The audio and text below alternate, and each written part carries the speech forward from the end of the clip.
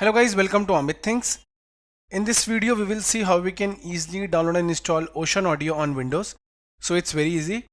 At first go to the web browser. I am using Chrome, you can use any web browser.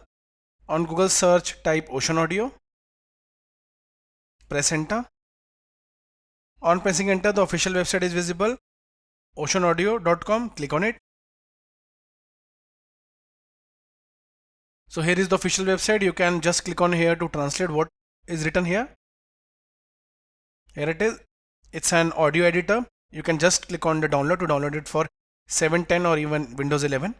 I'll click on it to download. Okay, click on it. Now the download of Ocenaudio has started.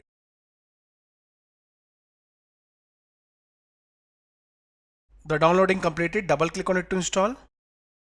Minimize this. Now select the language. I'll select it English. You can select any other language if you want, French or others. I'll click on English and click on OK. Now the setup started. Click on next. The license agreement is visible here. It's an open source version, so I'll directly click I agree. Herein you need to select the users, which users you want to select for the installation.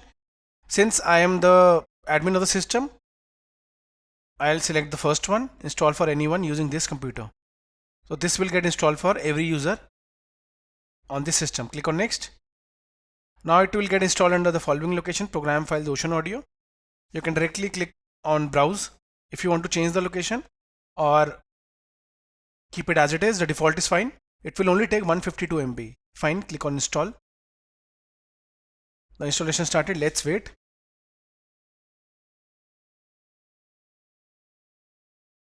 So guys, we have completed the installation and it has created our desktop shortcut. I'll click on finish.